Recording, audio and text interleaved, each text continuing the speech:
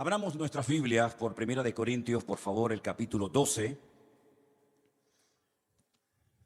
Independientemente de que ustedes lo hayan leído, vamos a hacerlo todos juntos en esta noche. Espero que todos tengan su Biblia a mano, si no escuchen la lectura, que dice así la palabra de nuestro buen Dios. No quiero, hermanos, que ignoréis acerca de los dones espirituales.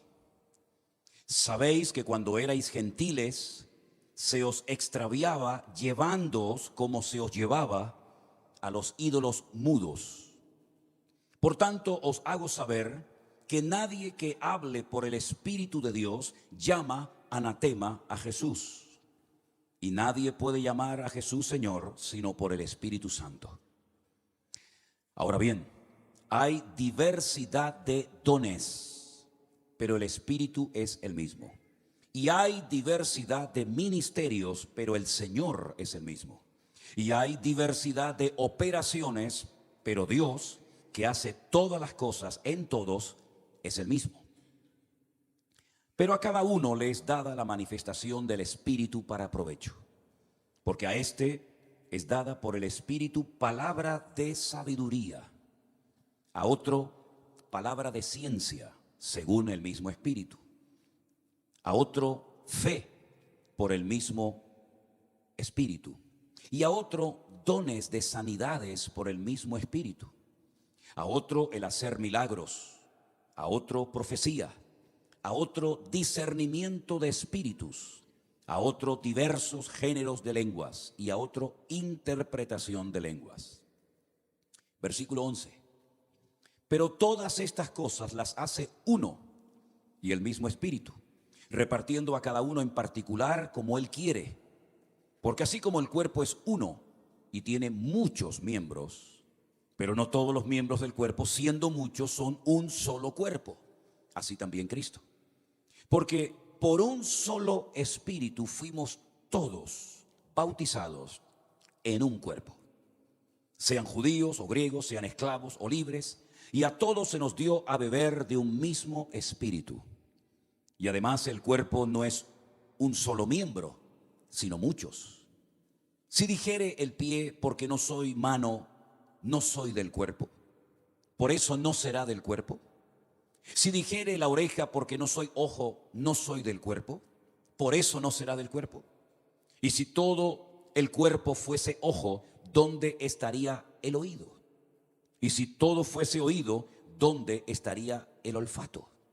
Mas ahora Dios ha colocado los miembros, cada uno de ellos, en el cuerpo como Él quiso. Porque si todos fueran un solo miembro, ¿dónde estaría el cuerpo? Pero ahora son muchos los miembros, pero el cuerpo es uno solo. Ni el ojo le puede decir a la mano, no te necesito, ni tampoco a la cabeza, a los pies, no tengo necesidad de vosotros. Antes bien, los miembros del cuerpo que parecen más débiles son los más necesarios. Y aquellos del cuerpo que nos parecen menos dignos, a estos vestimos más dignamente. Y a los que en nosotros son menos decorosos se tratan con más decoro. Porque los que nosotros, para que no haya desaveniencia, leí el 24. Porque los que nosotros son más decorosos no tienen necesidad, pero Dios ordenó el cuerpo, dando más abundante honor al que le faltaba. Para que no haya desaveniencia en el cuerpo, sino que todos los miembros se preocupen los unos por los otros. Verso 26. De manera que si un miembro padece, todos los miembros se duelen con él. Y si un miembro recibe honra, todos los miembros se gozan con él. Vosotros pues sois el cuerpo de Cristo y miembros cada uno en particular. Y a unos puso Dios en la iglesia primeramente apóstoles, luego profetas, lo tercero maestros, luego los que sanan, los que ayudan, los que administran, los que tienen don de lenguas. ¿Son todos apóstoles? ¿Son todos profetas? ¿Todos maestros? ¿Hacen todos milagros? ¿Tienen todos dones de sanidad? ¿Hablan todos lenguas? ¿Interpretan todos? Procurad pues los dones mejores, mas yo os muestro un camino aún más excelente. Amén, hermanos. Vamos a orar, cierra tus ojos un momentito. Y queremos pedir la bendición tuya, Señor, para que en esta tarde nuestros oídos estén abiertos, nuestro corazón atento a esta palabra, esta enseñanza, este estudio que pedimos de tu sabiduría, Señor, para poder explicar, para poder compartir, Señor, tu palabra con tu pueblo, y que tú nos des a todos entendimiento y que tu Espíritu Santo nos ilumine, nos guíe a la verdad y glorifique a Cristo en medio de su casa en esta noche. Ayúdanos, Señor, a disfrutar de tu palabra y aprender todo lo que tengamos que aprender. Te lo pedimos, Señor, en el nombre bendito de Jesús. Amén y amén. Sin lugar a dudas, mis queridos hermanos, el capítulo que recién acabamos de leer es un capítulo tremendamente interesante y muy importante para la iglesia en la actualidad. Fíjense cómo Pablo comienza el capítulo. No quiero que ignoréis acerca de este tema de los dones espirituales. En varias ocasiones Pablo utiliza esta expresión: no quiero que ignoréis acerca de los tiempos y de las ocasiones. No quiero que ignoréis que vuestro cuerpo es el templo del Espíritu Santo de Dios, el cual mora en vosotros. No quiero que ignoréis acerca de los dones del Espíritu Santo. En otras palabras, la ignorancia es uno de los mayores peligros para la vida del creyente y de la iglesia en estos tiempos. Lamentablemente, hay tantos que quieren ignorar. Hay tantos que ignoran las grandes verdades bíblicas, que nos quedamos a veces sorprendidos al conocer hermanos que llevan toda la vida en el Evangelio, en diferentes iglesias, en diferentes comunidades, y ves que todavía ignoran, desconocen tantas cosas. Bueno, alguien dijo que hay como varios tipos de ignorantes. Están aquellos que admiten abiertamente que no saben lo que deberían de saber. Están aquellos que dicen que saben lo que sabemos que nunca deberían de saber. Y están aquellos que no saben lo que dicen que saben. Sea como sea, mis queridos hermanos, la ignorancia no es estéril. La ignorancia es uno de los peores enemigos de la iglesia y del creyente en la actualidad. Porque te impide crecer, te impide madurar, te impide interpretar adecuadamente los textos bíblicos y saber cómo se aplican a tu diario vivir. Y la Biblia habla tanto acerca del peligro de la ignorancia, que en esta noche yo voy a pedirle a nuestro hermano Alberto que él lea algunos textos bíblicos donde aparece la palabra ignorancia. Para los que están tomando nota aquí o en sus casas, el primer versículo que vamos a leer es Hechos 17:30. Presten atención, por favor, a ese versículo. Hechos 17:30. Pero Dios, habiendo pasado por alto los tiempos de esta ignorancia, ahora manda a todos los hombres en todo lugar que se arrepientan. Es el apóstol Pablo, son los apóstoles del Señor Jesucristo los que cuando predicaban y exponían el evangelio a las multitudes, les decían: hubo un tiempo de ignorancia. Hubo un tiempo en el que la gente desconocía las Sagradas Escrituras, pero eso ya tiene que formar parte del pasado. Ahora ya no podemos seguir viviendo bajo la cobertura de la ignorancia. Ahora Dios ha actuado, ahora Dios ha derramado su gloria, ahora Dios ha mandado a su Hijo unigénito al mundo. Y por lo tanto ya no podemos estar siendo víctimas ni un segundo más de la ignorancia que caracterizó a generaciones que nos precedieron. Así que ojo con querer permanecer bajo ese manto tenebroso de la ignorancia que te impide crecer y madurar y desarrollarte como creyentes. En Efesios capítulo 4, verso 18 hay otro texto muy interesante acerca de la ignorancia. Teniendo el entendimiento entenebrecido, ajenos de la vida de Dios por la ignorancia que en ellos hay, por la dureza de su corazón. Pablo describe la naturaleza del inconverso. Y Pablo dice que hay inconversos que debido a la dureza de su corazón, debido a lo entenebroso que tiene en su mente, embotada su mente, son incapaces de conocer, de discernir los tiempos de Dios. Como Pablo también le decía a los hermanos de Corinto, que el hombre natural, debido a su ignorancia, debido a su desconocimiento, no puede entender las cosas de Dios. Y cuando habla de ellas, se burla de ellas. Para él son locura. Dice, para el hombre espiritual más bien es todo lo contrario. El hombre espiritual todo lo discierne, todo lo interpreta adecuadamente, sabe lo que es para su época, sabe lo que es para otra generación, etcétera, etcétera. Así que la ignorancia no es estéril. La ignorancia mata y hace un daño tremendo a la vida de la iglesia. Tenemos el texto de 1 de Timoteo 1:13, que también lo vamos a leer en esta noche. Habiendo yo sido antes blasfemo, perseguidor e injuriador, mas fui recibido a misericordia porque lo hice por ignorancia en incredulidad. Pablo no tiene ningún temor en admitir que lo que él hacía, sinceramente equivocado, creyendo que tenía que perjudicar a aquellos cristianos, creyendo que tenía que neutralizar el crecimiento de aquel nuevo movimiento, él creía que ese era su deber, su obligación. Dice, pero yo hice muchas cosas tremendas. Incluso dice que fue testigo de la muerte del mártir Esteban.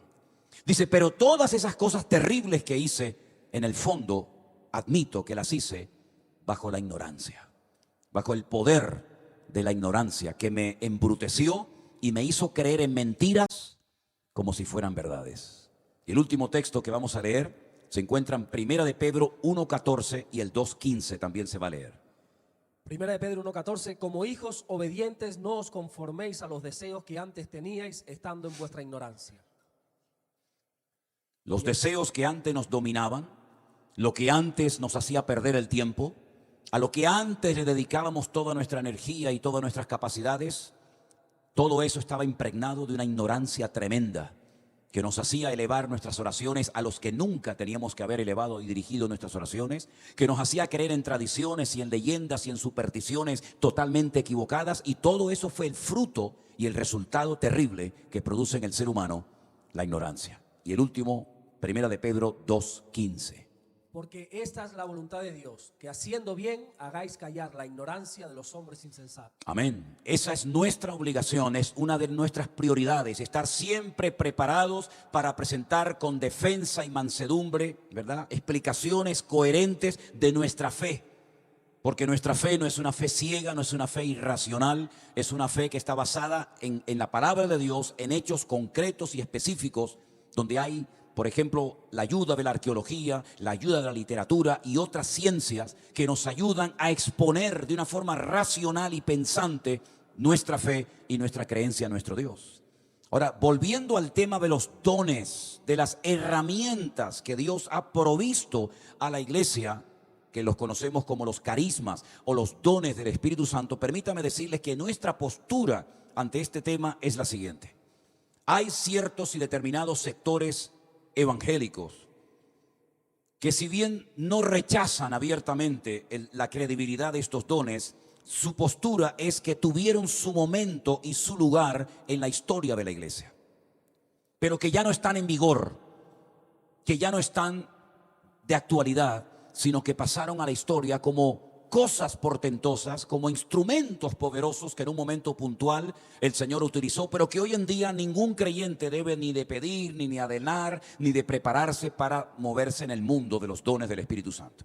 Evidentemente, y quiero dejar bien claro, nosotros no compartimos esa postura, sino que nosotros creemos y afirmamos que todo lo que Dios nos ha dejado en su palabra, y este tema específicamente de los dones del Espíritu Santo, no ha caducado, ni ha pasado a la historia. Y que cuando murieron los discípulos de Cristo, aquellos hombres que fueron llamados, seleccionados uno a uno y preparados específicamente por el Señor, cuando ellos murieron y dejaron paso a otras generaciones, no se llevaron con ellos a la tumba los dones del Espíritu, sino que están en plena vigencia en el día de hoy. ¿Cuántos dicen amén? El problema no es si los dones están o no en plena vigencia. El problema es cuál va a ser la actitud de la iglesia, del creyente en la actualidad frente a estas grandes verdades.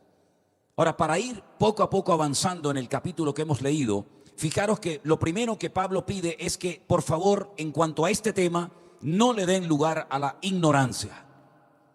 Pero en segundo lugar, lo que Pablo menciona a partir del versículo 4 es que, a pesar de que el mismo espíritu que mora en el creyente hace diferentes cosas, hay cosas que en sí no se pueden considerar dones, sino que él llama operaciones y también utiliza la palabra ministerios.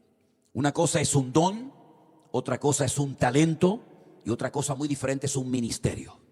Si ustedes quieren saber más acerca de los ministerios, Pablo también habla en la carta a los Efesios de los 5 ministerios, de los 5 especialistas que Dios ha capacitado a lo largo de la historia para perfeccionar a los santos para la obra del ministerio, para que todos lleguen a la altura y al nivel del conocimiento de Cristo, a un varón perfecto. Y él habla ahí de apóstoles, él habla de evangelistas, él habla de pastores, él habla de maestros, de profetas, etcétera, etcétera. Una cosa son los ministerios y otra cosa completamente diferente son los dones del Espíritu Santo. Hay personas que a veces llaman a algo que no es un don como si fuera un don. Y por eso tenemos que tener el interés de decir, bueno, ¿cuáles son los verdaderos dones del Espíritu Santo? Solamente hay 2 lugares en la Biblia donde aparece la lista de los dones del Espíritu, que están a disposición y activos hoy en día para la vida de la iglesia. Una de esas listas, si les interesa leerla, se encuentra en Romanos capítulo 12. Romanos capítulo 12 menciona una serie de dones muy interesantes, todos y cada uno de ellos en plena vigencia. Y la segunda y última lista que aparece de dones del Espíritu Santo es esta que hemos leído en esta noche, Primera de Corintios capítulo 12. Nos vamos a ceñir a la lista que Pablo menciona en Primera de Corintios capítulo 12. Si habéis contado o os habéis dado cuenta, él en esta ocasión menciona 9 dones. Vamos a volver a leerlos. Versículo 8. Y contamos. Número 1, palabra de sabiduría. Número 2, palabra de ciencia. Número 3, fe. Número 4, dones de sanidades. Número 5, hacer milagros. Número 6, profecía. Número 7, discernimiento de espíritus. Número 8, diversos géneros de lenguas. Y número 9, interpretación de lenguas. Alguien ha clasificado estos 9 dones en 3 grupos diferentes.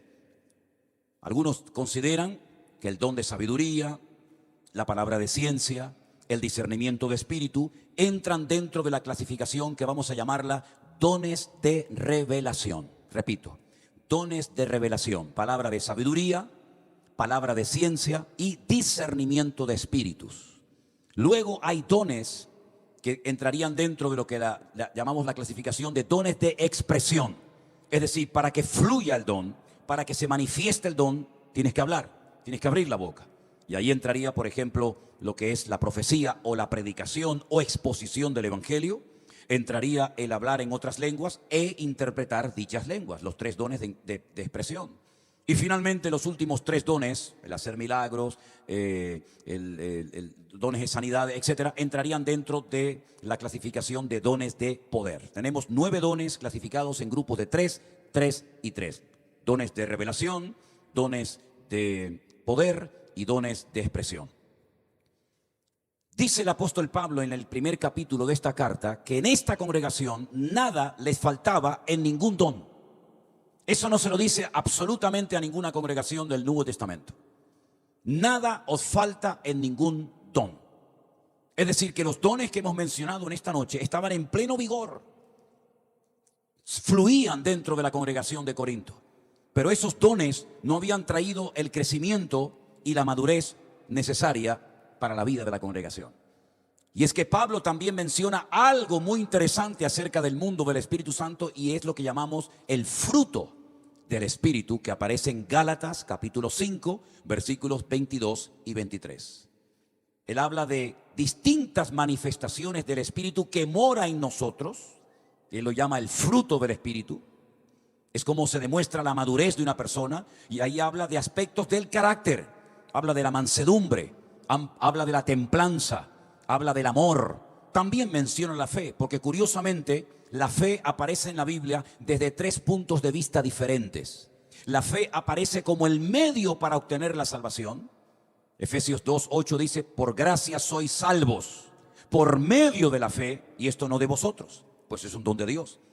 Sin fe es imposible agradar a Dios. La fe es lo que nos permite acercarnos a ese Dios invisible, a ese Dios que no se puede medir, que no se puede pesar, que no se puede, digamos, poner en una balanza, ponerlo delante de nosotros, no se le puede hacer una figura, ¿verdad? Pero la fe nos permite acercarnos a ese Dios e invocar su nombre y pedir perdón. Es el medio que el Señor utiliza para que seamos salvos. Pero también la fe, el apóstol Pablo la menciona como parte del fruto del Espíritu Santo de Dios. Pero curiosamente también cuando habla de los dones del Espíritu Santo, dice que hay un don que es el don de la fe. Luego es el medio para salvación, es parte del fruto y es un don que Pablo menciona en la lista de 9 dones en 1 Corintios capítulo 12. Ahora bien, si estos dones se manifestaban en la iglesia de Corinto, ¿cómo es posible que en el capítulo 3, 2 capítulos más adelante, el apóstol Pablo les diga a los hermanos de Corinto, niños en Cristo, que no sois capaces de comer alimento sólido, inmaduros, carnales? ¿Cómo es posible que personas que fluían y se dejaban utilizar poderosamente en el mundo de los dones del Espíritu Santo, luego fueran personas con un nivel tan bajo de madurez y de crecimiento espiritual? Es que el don no perfecciona a la persona. El don no se le da a una persona para que crezca y para que madure, sino que el don es una herramienta, es un regalo que Dios te da para edificar al cuerpo de Cristo, para bendecir a la iglesia, y no necesariamente es una herramienta que Dios te da para tu crecimiento espiritual. Por eso Pablo les llama carnales, por eso les llama niños, y dice, ¿y cómo no me voy a atrever a llamarles niños e inmaduros cuando hay entre vosotros celos y envidias y divisiones? Hasta el punto que uno dice, yo soy de Pablo, y otros dicen, yo soy de Apolos, y otros dicen, yo soy de Cefas, y hay todavía un pequeño remanente en la congregación que dice, nosotros somos de Cristo. Pablo dice, ¿quién es Pablo? ¿Quién es Apolos? ¿Quién es Cefas? Simplemente instrumentos utilizados por la mano del Señor, pero el crecimiento en definitiva quien lo ha dado es el Señor, ¿verdad? Uno pone el fundamento, el otro viene y riega, pero en definitiva el que hace la obra y el que tiene que llevarse la gloria y todo reconocimiento, sin lugar a dudas, tiene que ser nuestro Dios. Luego no les sorprenda ni les cierre su deseo de anhelar el mundo de los dones por el mal ejemplo y por el mal testimonio que lamentablemente algunos han dado, diciendo, bueno, este hombre o esta mujer es utilizada en este don o incluso hasta en este ministerio, pero luego su carácter no corresponde al nivel de madurez que se supone que debería de tener a estas alturas de su vida.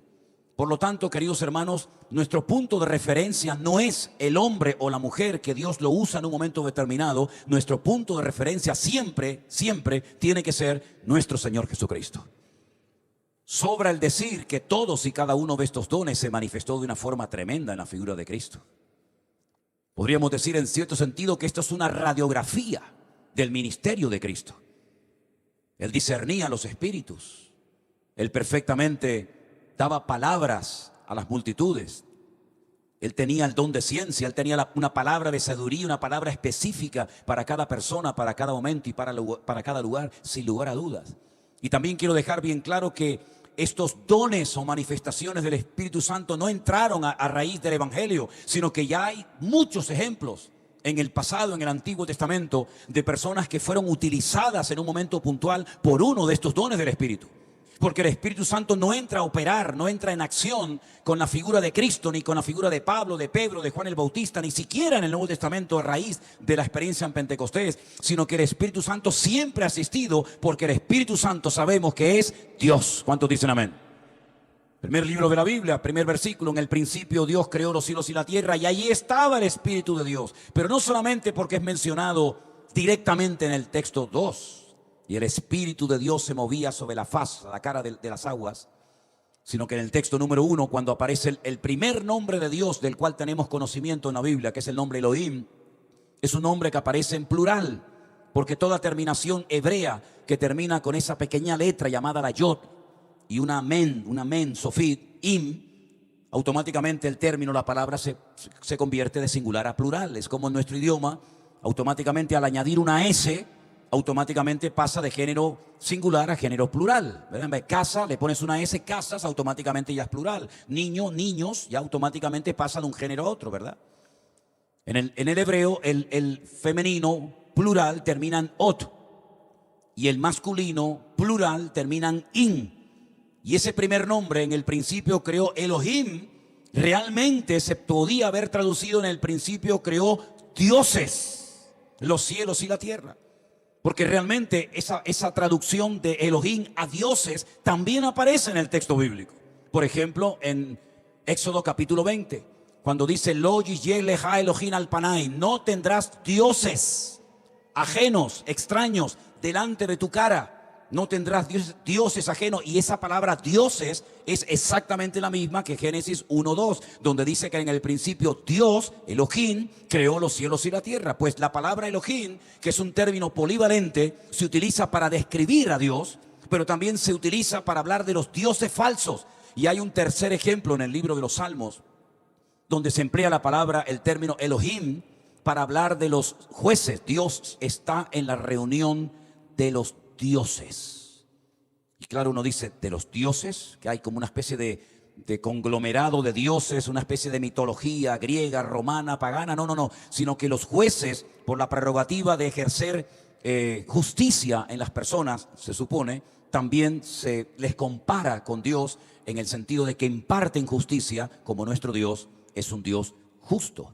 Ahora bien, cuando vamos al Nuevo Testamento, nos encontramos que ese Dios que se ha manifestado de diferentes formas y maneras y ha hablado de muchas formas distintas a lo largo de la historia, ha decidido en la última y final revelación, por su parte, morar en el creyente, manifestarse en el creyente. Pero ya tenemos puntos de referencia en el Antiguo Testamento que cuando una persona se deja, y subrayo, se deja utilizar por el Señor le puede utilizar en cualquiera de estos dones. Y a veces no eres ni consciente de que el Señor te está utilizando en uno de estos dones.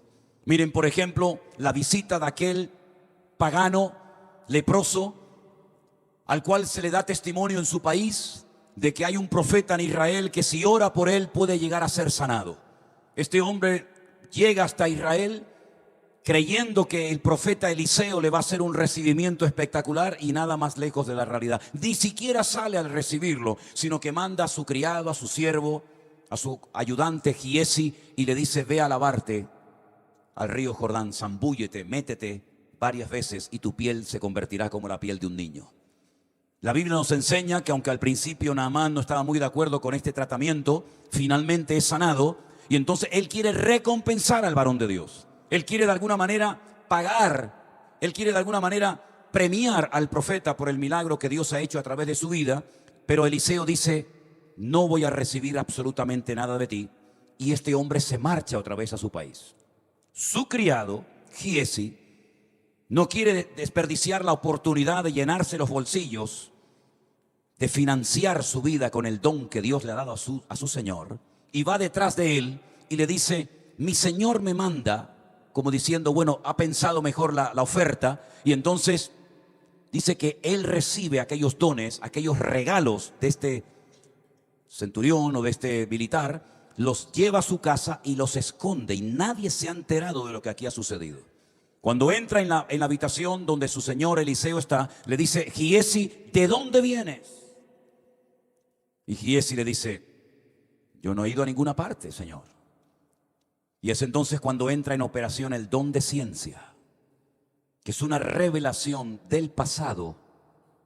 Y el Señor le dice a través de su señor Eliseo: ¿no te vi yo cuando ibas detrás de él? Quiero decirte que la lepra de Naamán se te pegará a ti y a tu descendencia para siempre. Esa es una demostración de cómo fluye, de cómo opera el don de ciencia en una vida, en una persona. Dios te revela algo de esa persona, de esa situación, que tú no has leído ningún libro, a ti nadie te ha venido con el cuento ni te ha dado ningún tipo de información, pero el Espíritu de Dios te revela a tu corazón algo puntual, y ahí es glorificado el nombre del Señor, ¿verdad? Es como cuando el Señor Jesucristo le dice a Natanael: he aquí un verdadero israelita. Natanael se queda sorprendido y le dice al Señor: Señor, yo nunca te he visto, nunca nos hemos encontrado. Y el Señor le dice: bueno, tú a mí no, pero yo te he visto a ti desde que estabas debajo de la higuera, y sé que eres un verdadero israelita. Ahí entra otra vez el don de ciencia, como entra también en la vida de Pedro cuando descubre el pecado de Ananías y Zafira, y otros tantos ejemplos en la Biblia. Sin lugar a dudas, el don de sabiduría, la palabra de sabiduría, si en alguien fluyó y si en alguien fue notorio, fue sin lugar a dudas en el rey Salomón. Dios le dotó de una sabiduría sobrenatural que dice que no hubo ni antes ni después de él un hombre tan sabio en el mundo, que venían de todas partes a hacerle preguntas difíciles y a todas las preguntas las respondía, ¿verdad? Ese fue el primer pastor online de la historia, el que hacía Salomón. Cuando la reina de Saba venía y le hacía preguntas y le hacía preguntas, dice que se quedó sorprendida y llegó a decir: me habían hablado de ti, pero ahora me doy cuenta de que ni la mitad de la mitad me habían contado de la gran sabiduría que el Señor te ha dado a ti como rey de Israel. Y podemos ver milagros, podemos ver señales, podemos ver prodigios, podemos ver maravillas por toda la historia del Antiguo Testamento. Así que no vayan a pensar ustedes que el tema de los dones del Espíritu Santo o el mover poderoso y milagroso del Señor solamente funcionan en el Nuevo Testamento como una gran novedad, sino que el Señor no ha cambiado. El Señor sigue siendo el mismo en el Antiguo, en el Nuevo y en el tiempo presente, porque Él no lo cambia nada ni nadie. ¿Cuántos dicen amén? Ahora bien, cuando el apóstol Pablo le está dando esta enseñanza profunda y tremendamente interesante a los hermanos de Corinto, en el versículo 13 el apóstol Pablo da una palabra muy interesante que lamentablemente muchos no han sabido, desde mi punto de vista, interpretar correctamente. Pablo dice aquí: por un solo espíritu, porque no hay varios, aunque recibe diferentes nombres, de los cuales hablaremos ahora, todos fuimos bautizados ¿en qué? En un cuerpo. No hay nada peor que mutilar un texto bíblico. Es decir, no hay nada peor que cortarle una palabra o varias palabras a un texto bíblico, sino que tenemos que leerlo todo para entender la enseñanza general que nos está dando el Señor aquí. Por un mismo espíritu fuimos todos bautizados, pero ¿en qué? En un cuerpo. Fuimos todos introducidos en el cuerpo ¿de quién? De Cristo, que es la iglesia. Sin embargo, si nosotros leemos en Mateo el capítulo 3, el verso 11, yo se lo leo rápidamente. Juan el Bautista, cuando es interrogado por las autoridades religiosas de la época y le preguntaban: ¿pero tú quién eres? ¿Tú eres el Mesías o no? Y él daba respuestas a las preguntas que le hacían. Hay un momento, repito, en Mateo 3, verso 11, que él dice: yo a la verdad os bautizo en agua para arrepentimiento. Pero el que viene tras mí, ¿y quién era él? ¿Quién era este? Cristo Jesús. El que viene tras mí, cuyo calzado yo no soy digno de llevar, es más poderoso que yo. Él, artículo determinado masculino, Él os bautizará ¿en qué? En Espíritu Santo y fuego. Si yo os bautizo en agua, un bautismo, pero detrás de mí viene alguien que es mucho más poderoso que yo, que Él también os va a bautizar, pero no en agua. Os va a bautizar en Espíritu Santo y os va a bautizar en fuego. Ya hay dos. Pero ahora Pablo dice a los corintios en 1 Corintios 12, 13, que todos hemos sido bautizados, y no habla de fuego, ni habla en espíritu, sino dice: hemos sido bautizados en un cuerpo. Ya vamos de tres. Y luego Jesús dijo: id por todo el mundo y predicar el evangelio a toda criatura. El que creyere y fuere bautizado será salvo. Ya hay 4. Y en 1 Corintios 15, cuando Pablo está presentando argumentos en contra de los que decían que Jesús no había resucitado, dice: muy bien, pues si Jesús no ha resucitado, entonces nuestros pecados no han sido perdonados. Y si Jesús no ha resucitado, nosotros tampoco resucitaremos. Y si Jesús no ha resucitado, no hay segunda venida. Y si Jesús no ha resucitado, los que murieron creyendo que habían sido perdonados sus pecados, pues no fueron perdonados. Y si Jesús no fue bautizado, entonces ¿por qué en Corinto hay un templo donde la gente se bautiza por los muertos? Si no va a haber resurrección. Es decir, que cuando vamos al Nuevo Testamento encontramos que hay diferentes textos que hablan acerca, y aparece la palabra bautismo, sumergidos, introducidos en. Juan bautizaba en agua, Jesús bautizaba en Espíritu Santo y fuego. Pablo habla de ser bautizado en un cuerpo. Entonces a veces el problema surge cuando utilizamos términos que para un hermano significan una cosa y para otro hermano significan otra cosa completamente diferente. Si usted, por ejemplo, habla con un hermano, digamos, de un trasfondo pentecostal, para un pentecostal el que no habla en lenguas no tiene al Espíritu Santo. Pero un hermano que nunca ha hablado en lenguas y que probablemente a lo mejor nunca habla en lenguas, porque dicho sea de paso tampoco es obligatorio hablar en lenguas, ¿sí? Amén. Él dice, yo he sido bautizado. Porque la Biblia dice, yo he sido bautizado por un mismo espíritu, ¿verdad? Y están hablando 2 horas, 3 horas y discuten el uno que si tengo, que si no tengo, que si hablo en lengua, que si no hablo en lengua. Y uno va en FM y otro va en AM y es una conversación en paralelo donde nunca se van a encontrar el uno con el otro. Porque para él bautizado significa una cosa y para el otro significa otra cosa completamente diferente. Y por eso tenemos que saber el significado de cada uno de estos bautismos que se mencionan en la Biblia. Fue el Espíritu Santo el que nos convenció de pecado y nos metió en Cristo, nos metió en su cuerpo, nos metió en su iglesia. Amén, hermanos. Pero ahora que estoy dentro de su cuerpo y dentro de su iglesia, hay otras posibles experiencias a través de las cuales el Señor puede utilizar también nuestras vidas. Y hermanos, cuando nosotros vamos, por ejemplo, al libro de los Hechos y nos encontramos aquel grupo fiel, aquel remanente de hombres y mujeres que esperan durante aproximadamente una semana en el aposento alto algo que ellos no tienen ni idea de lo que va a consistir aquella experiencia.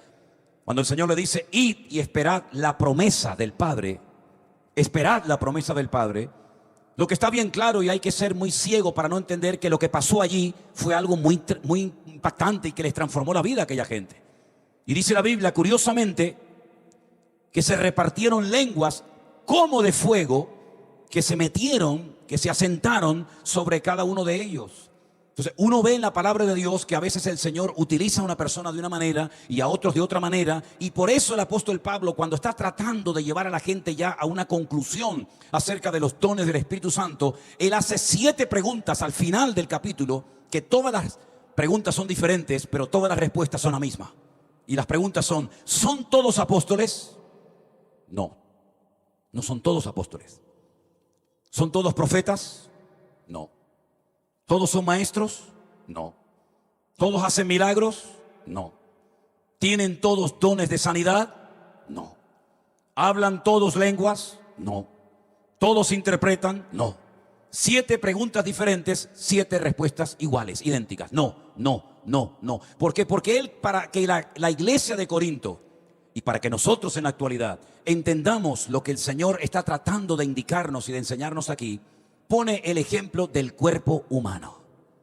¿Habrá algo con más diversidad y con más miembros que el cuerpo humano? Dicen que tenemos 500 músculos en el cuerpo.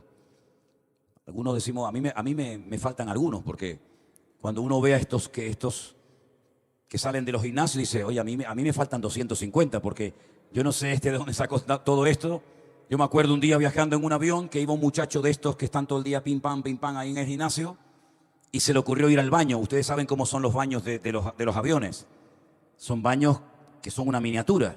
Y claro, este muchacho era tan ancho que no entraba por la puerta. Entonces tuvo que entrar de lado, luego fue un follón porque no podía salir, se quedó bloqueado y no arrancó la puerta de milagro.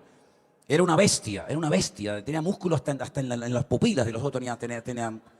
Bueno, pues ese muchacho, esa persona tiene exactamente el mismo número de músculos que tú y que yo. ¿Pero por qué le han crecido tanto a él? Porque los ha desarrollado, lo ha entrenado, se ha preparado, y entonces lo que ocurre es que lo que él tiene lo ha usado y ha crecido.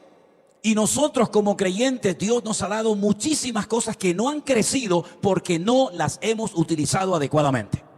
Por ejemplo, la fe. La fe se nos dio como regalo gratuito de parte del Señor, como una dádiva, pero si no la usamos se atrofia. Y cuanto más la usemos, más fe vamos a tener.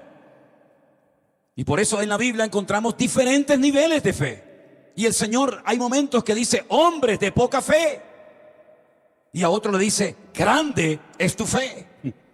Y vemos que hay distintos niveles de fe, como hay distintos niveles de conocimiento, como hay distintos niveles de sabiduría, como hay distintos niveles a la hora de una persona ser utilizada por el Señor. Pero lo principal y fundamental es que todos anhelemos y le pidamos al Señor, Señor, ayúdame a crecer y a desarrollar todo lo que tú has puesto dentro de mí para tu honra y para tu gloria. ¿Cuántos dicen amén?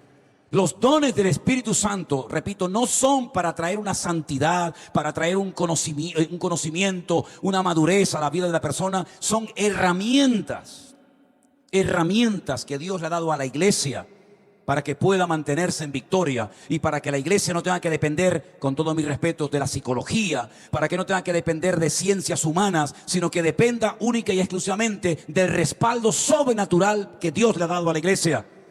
La iglesia es lo más sobrenatural que pisa el planeta Tierra. Si no fuera por el respaldo divino, el dueño de la iglesia, la cabeza de la iglesia a estas alturas ya no existiría. Porque la iglesia ha sido lo más atacado a lo largo de la historia de la humanidad. Más que incluso el pueblo de Israel, fíjense lo que les digo. La iglesia ha sido atacada de dentro, de afuera, de arriba, de abajo, por hermanos, por inconversos, por políticos, por demonios. Por todas partes la iglesia ha sido perseguida, asediada y casi se llegó a creer que en Europa, en la Edad Media, ya había sido extinguido el evangelio. Pero hay una promesa para nosotros, y es que las puertas del Hades, es decir, la influencia del infierno, no va a prevalecer jamás por encima de la iglesia. Pero la iglesia no anda por experiencia, la iglesia no anda por emociones, porque no es con espada, no es con ejército, sino es con mi Santo Espíritu, dice el Señor.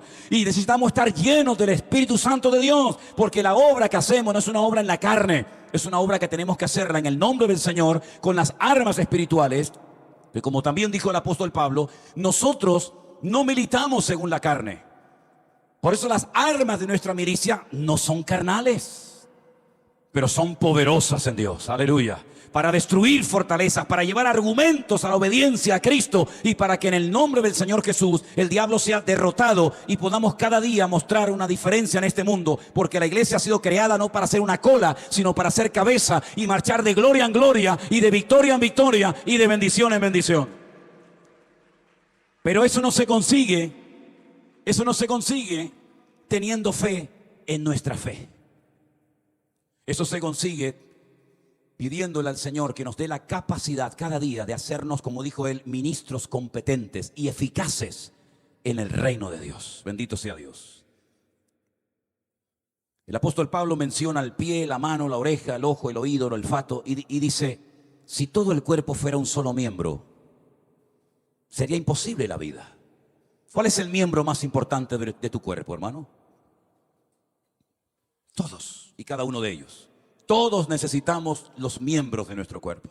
Y dice que hay una diversidad tremenda, y Él puso a cada miembro en su lugar como Él quiere. ¿Podemos pedirle al Señor que nos capacite y que nos use en estos dones? Yo creo que sí, no hay ningún problema.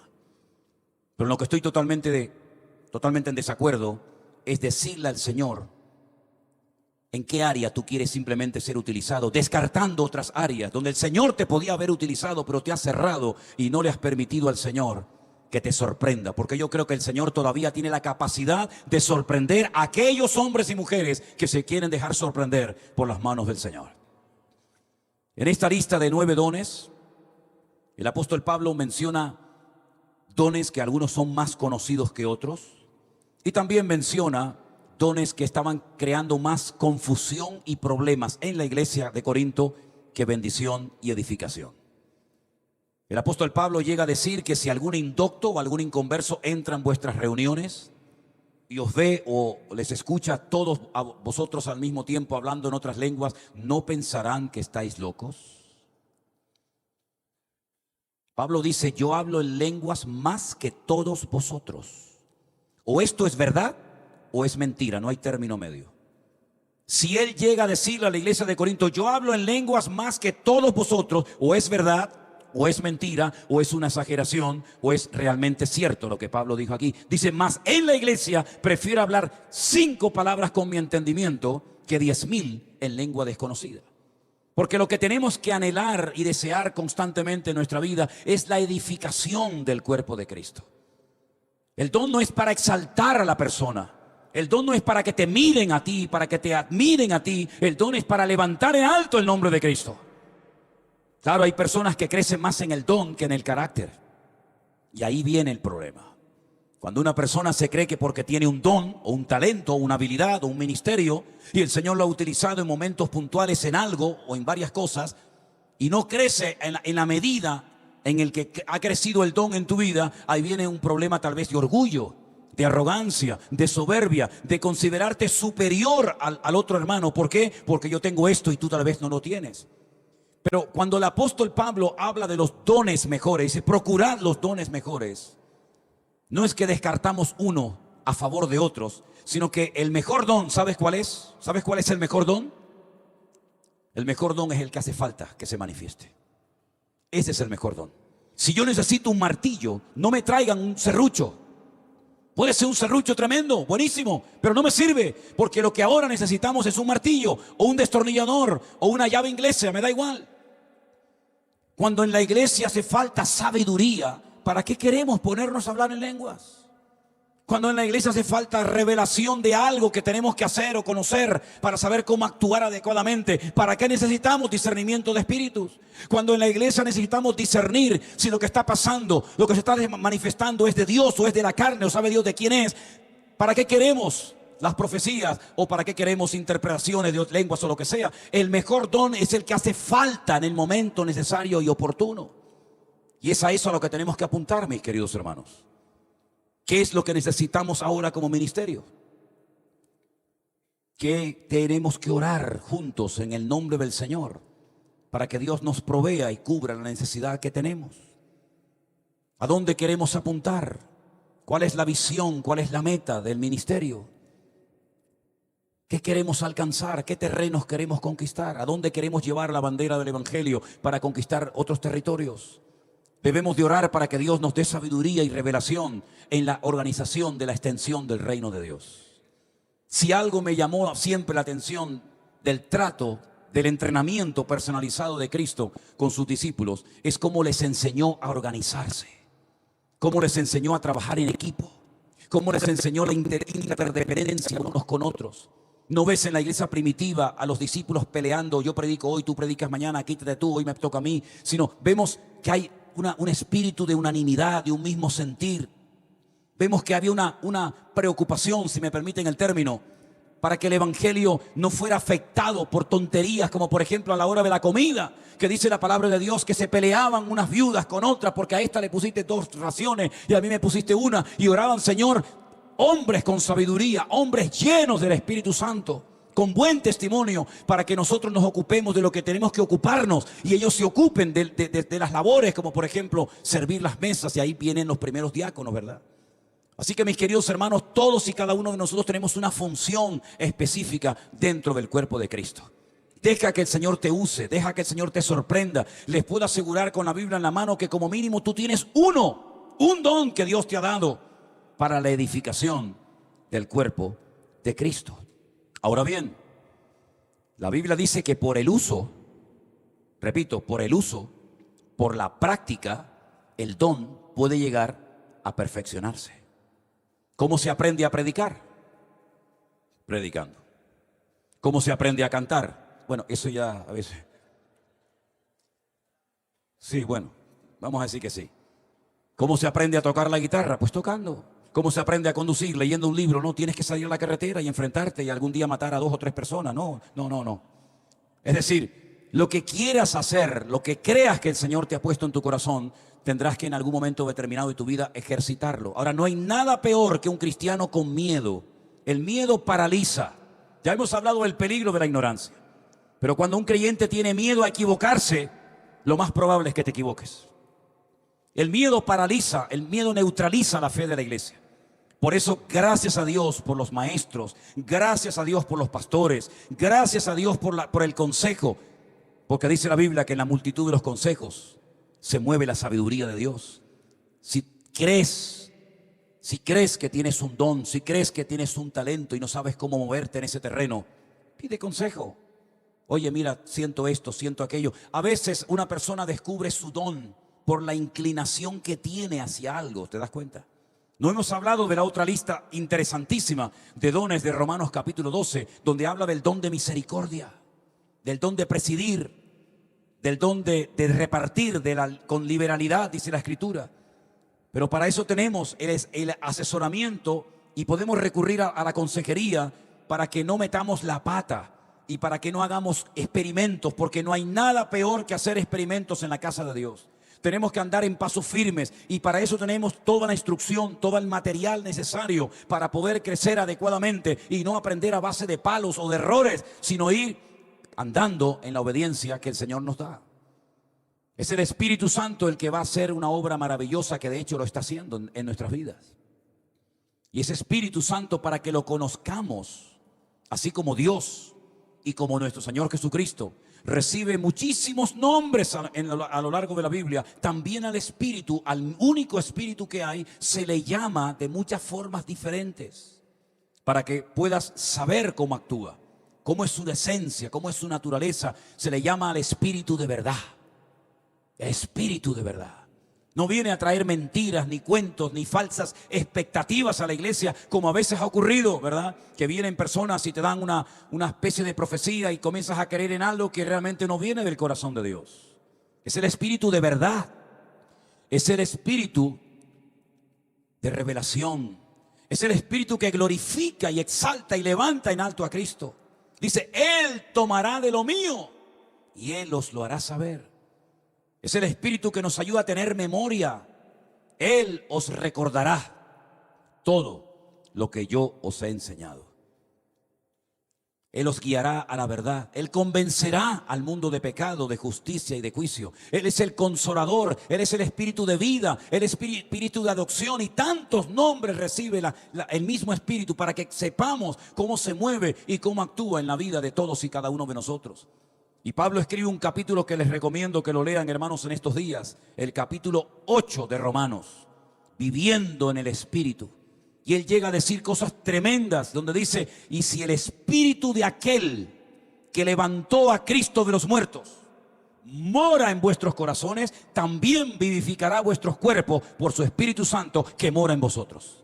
En otras palabras, la iglesia ya ha sido capacitada sobrenaturalmente para cumplir los objetivos para los cuales el Señor nos ha puesto en este momento de la historia. Nosotros ya sabemos perfectamente por qué estamos aquí. Nosotros no tenemos que pensar y decir, bueno, nosotros ya sabemos a lo que nos ha puesto y a lo que no nos ha puesto el Señor. Sabemos cuáles son las señales que no vamos a ver. Y también sabemos las señales que sí vamos a ver. Porque el tiempo acompaña a la señal y la señal acompaña al tiempo. Y sabemos perfectamente a lo que Dios nos ha llamado y a lo que Dios no nos ha llamado.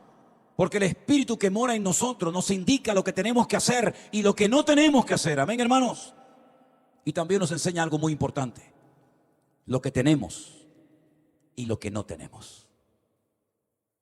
Y cuando algo nos falta, pedimos ayuda y clamamos al Dios del cielo para que nos dé lo que nos gustaría tener, pero no tenemos, pero que a lo mejor lo tiene el hermano de la esquina, y nos juntamos y nos complementamos para que no haya desaveniencia en el cuerpo, sino que nos sirvamos los unos a los otros. Cuando aquella red se llenó de grandes peces, había demasiados para uno solo, y ellos pidieron ayuda y vinieron de otras partes también con sus redes y con sus barcas y compartieron la bendición. Y nos hemos dado cuenta de que si compartimos la bendición y abrimos la mano y damos de gracia lo que hemos recibido de gracia, el Señor seguirá derramando fielmente cada día en nosotros su presencia y su sabiduría. ¿Cuántos dicen amén? Así que, mis queridos hermanos, para concluir en esta noche, anhelen y pídanle al Señor, usa mi vida como tú quieras, mientras yo esté en el cuerpo de Cristo en este mundo, Señor. No seas indiferente ante lo que Dios quiera hacer. Ya sé que ha habido malos ejemplos a lo largo de la historia, también ha habido muchos buenos ejemplos a lo largo de la historia. Ya sé que ha habido personas que a lo mejor no se han comportado adecuadamente y tenían tal vez un don genuino de parte del Señor, pero repito, tu punto de referencia no son los otros ministerios o las otras denominaciones o iglesias. Tu punto de referencia siempre es Cristo Jesús, nuestro Señor. Y a nosotros todavía no nos ha fallado nunca el Señor, ni nos va a fallar jamás, sino que hemos visto su gracia y su fidelidad cada día sobre todos y sobre cada uno de nosotros. Y para concluir, decía el apóstol Pablo, y quiero que seáis llenos del Espíritu Santo. Y ponía el ejemplo del ebrio, del borracho. No os embriaguéis con vino, en lo cual hay disolución. Antes bien, sed llenos del Espíritu Santo. Y uno dice, ¿y eso cómo se consigue? Pues hablando entre vosotros con salmos, con himnos y cánticos espirituales, alabando y dando gracias al Señor por todo el que mora en vuestras vidas y en vuestros corazones. En otras palabras, es crear un ambiente, es crear una atmósfera espiritual para que Él se sienta cómodo y a gusto y utilice nuestra vida conforme a su voluntad. Porque no nos olvidemos que al Espíritu le llamamos Espíritu Santo. ¿Cuántos dicen amén? En otras palabras, la santidad, el orden, es la característica que tiene que identificar a una verdadera iglesia y a un verdadero mover de Dios. Por eso insistimos constantemente, ponga su vida en orden, hermana. Ponga su vida en orden, hermano. Su matrimonio, sus hijos, su economía, su familia, sus emociones, sus sentimientos, sus recuerdos. Ponga su vida en orden, porque eso es lo que va a atraer, si me permiten, la presencia soberana de Dios. Porque Dios se mueve en la santidad y con el quebrantado y humilde de corazón. Cierra tus ojos, por favor. Oramos a nuestro Dios en esta noche. Aleluya. Gracias, Jesús. Gracias, mi Dios Todopoderoso. Gracias, Señor. Hoy el Señor nos ha hablado acerca de la importancia de buscar su rostro, su presencia, su santidad. Aleluya. Hoy el Señor ha puesto en nuestros corazones que anhelemos los dones del Espíritu Santo y que no seamos ignorantes en cuanto a ninguno de ellos. Hoy el Señor nos ha hablado acerca de la importancia de conocer este mundo y de saber movernos adecuadamente en este terreno. Pidámosle al Señor humildemente: Señor, lléname más y más de ti cada día. Guárdanos, Señor, de orgullo, guárdanos, Señor, de estar aferrado a falsas expectativas. Y muévete en nuestras vidas como tú quieras, Señor. Cuando el Espíritu Santo, cuando el Señor, utilizando el poder de su palabra, sopla en un corazón, transforma esa vida. Y lo que 1000 sermones o 1000 consejos no lograron hacer, el Señor lo puede hacer en un minuto. Porque para Él no hay nada imposible. Cuando aquella mujer recibió una visita especial de aquel ángel Gabriel, dándole un paquete profético impresionante: tendrás un santo varón que será llamado Hijo del Altísimo, heredará el trono de David su padre, reinará sobre la casa de Jacob para siempre y su reino no tendrá fin. Aquella mujer dijo: ¿cómo? ¿Cómo? ¿Cómo se va a cumplir todo esto? Esto es tremendo lo que me estás declarando. Esto es increíble. Ninguna mujer a lo largo de la historia jamás había recibido semejante noticia. ¿Cómo? ¿Cómo? Dime cómo. Y entonces le dijo: el Espíritu Santo vendrá sobre ti. Ahí es como se va a llevar a cabo la obra. Porque lo que es imposible para los hombres es posible para Dios. El Espíritu Santo vendrá sobre ti. La sombra del Omnipotente, la sombra del Altísimo te cubrirá. Y lo que para la ciencia humana es imposible, el Señor lo podrá hacer. Hoy te preguntas: ¿cómo, Señor, voy a solucionar esta situación? Hoy te preguntas: ¿cómo se va a abrir esta puerta? Hoy te preguntas: ¿cómo, Señor? Y el Señor dice: el Espíritu Santo que mora en ti, Él lo hará. Él irá delante de ti, te abrirá camino, Él te dará la sabiduría, Él te dará el discernimiento, Él te dará todo lo que necesitas para que el tiempo que estés sirviéndome en mi reino y en mi obra, tu vida sea una vida fructífera, que glorifique y honre mi nombre. Gracias te damos por tu bendita palabra, Señor. Gracias, Señor, porque tú nos has escogido como pueblo tuyo que somos para ser tus instrumentos en este tiempo de la historia. Derrámate poderosamente sobre nuestras vidas cada día. Llévate toda carnalidad y banalidad de nuestros corazones y mentes. Y que ese Santo Espíritu de Dios nos guíe a la verdad y glorifique a Cristo en nosotros. Gracias, Señor, por tu paciencia. Gracias por la obra preciosa que estás haciendo entre nosotros.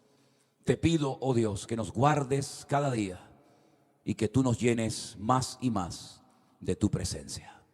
Te lo pedimos en el nombre bendito de Jesús. Amén y amén. Fuerte ese aplauso a nuestro Dios. Dios les bendiga, mis queridos hermanos. Toda la gloria y la honra sea para nuestro bendito Señor y Salvador. Aleluya. Nos ponemos de pie, queridos hermanos. Nos despedimos con una palabra de oración. Pastor Walter, si eres tan amable y puedes pasar un segundito aquí arriba. Oramos y nos vamos directamente al comedor, aunque ya es un poquito tarde, pero tenemos que comer. Gracias, Señor.